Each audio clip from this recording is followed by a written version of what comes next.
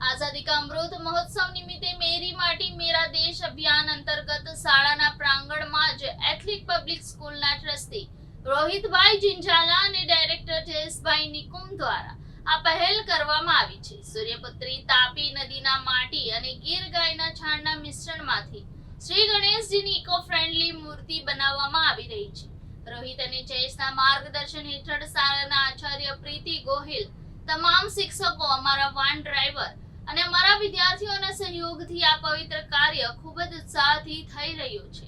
જેમ કે આપણે બધા જાણીએ છીએ, જ્યારે આપણે પીઓપીની મૂર્તિને નદી, તળાવ અથવા દરિયામાં વિસર્જન કરીએ છીએ ત્યારે તે પાણીમાં સંપૂર્ણપણે ઓગળતી નથી અને તેમાંથી નીકળતા રસાયણોને કારણે તે પાણીમાં રહેલા જીવોને નુકસાન પહોંચાડે છે, જેમાં જળ પ્રદૂષણ અને જમીન પ્રદૂષણ પણ થાય છે.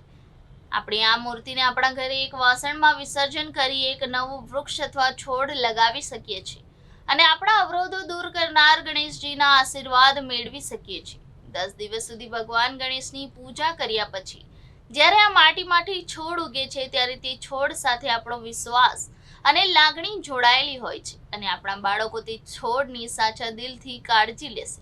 જો તમે આંબો, વડ, જામુન વગેરે વૃક્ષ વાવો તો એક છોડમાંથી એક મોટું વૃક્ષ ઉગી નીકળે છે, તો અસંખ્ય પક્ષીઓને રહેવા માટે આશરો મળશે, ફળો ખાવા મળશે, ઘણા લોકોને છાંયો મળશે, આપણી આસપાસની હવા શુદ્ધ થશે.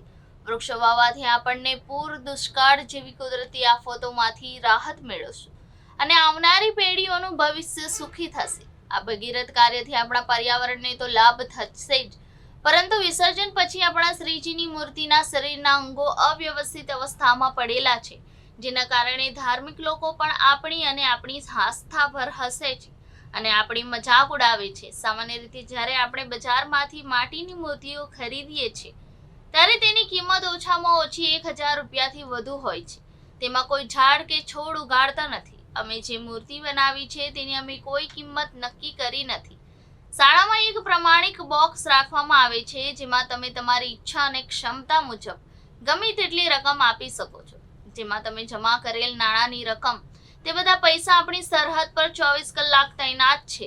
દેશના બહાદુર સપૂતો જે આપણા માટે નિસ્વાર્થપણે લડ્યા, દેશના બહાદુર સપૂતોના પરિવારને સમર્પિત કરવામાં આવશે, જેઓ નિસ્વાર્થપણે આપણી રક્ષા કરતા શહીદ થયા હતા. આવો આપણે સૌ સાથે મળીને કુદરતી માટી અને ગાયના છાણમાંથી બનેલ ભગવાન ગણેશની મૂર્તિની સ્થાપના કરીને આપણા વાતાવરણ, પૃથ્વી અને આપણા જળ સ્ત્રોતોને પ્રદૂષણથી બચાવીએ અને બચાવીને અમે પૂરો વિશ્વાસ છે કે આ ભગીરથ કાર્યમાં સફળ થવા માટે તમે કુદરતી રીતે તૈયાર કરેલી મૂર્તિ તમારા ઘરે સ્થાપિત કરશો અને अमने पूरा सहकार आपसो. जी, आपका नाम?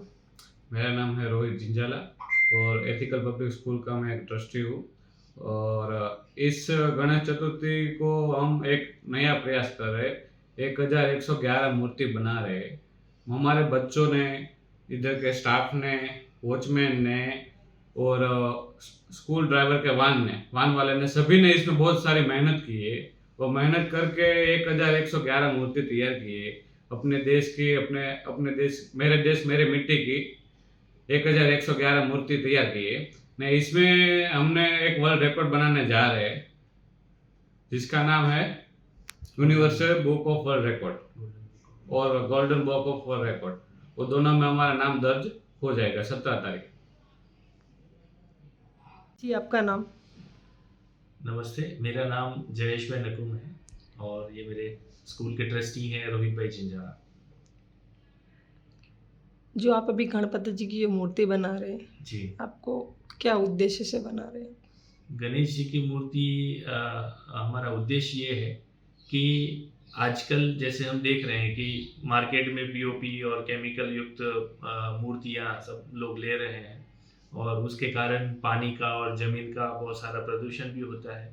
तो हमारा उद्देश्य ये है कि एक इको फ्रेंडली मूर्ति जो हमारे सूरत की धरती की प्राकृतिक मिट्टी और गिर गाय के गोबर से हमने मिश्रण करके बनाई है. तो वे जब हम सब लोग मूर्ति का स्थापना करके फिर जब विसर्जन करेंगे अपने घर पर, तो उसी मिट्टी का इस्तेमाल करके उसमें एक अच्छा सा पौधा लगाकर उसका जतन करें और बड़ा पेड़ बने और इसी तरह से हमारे पर्यावरण को बहुत सारा फायदा होगा, हमें शुद्ध हवा मिलेगी. पंछियों को रहने के लिए जगह मिलेगी। ये आपके कितने दिन से ये कार्य चल रहा है? ये कार्य हमारा जो है तकरीबन 1.5 महीने से चल रहा है। ये प्रेरणा आपको कहाँ से मिली? ये प्रेरणा लॉकडाउन के समय में जब पूरा हम घर में सब बंद थे लॉकडाउन के समय में, तो घर में मेरे पास थोड़ी मिट्टी पड़ी थी जिससे मैंने मूर्ति बनाई थी, और तब से मैंने तय किया था कि अब हर साल जो है वो मैं अपने घर पर अपने हाथों से खुद ही मूर्ति बना करके उसी मूर्ति की स्थापना करके विसर्जन करके करेंगे हर साल।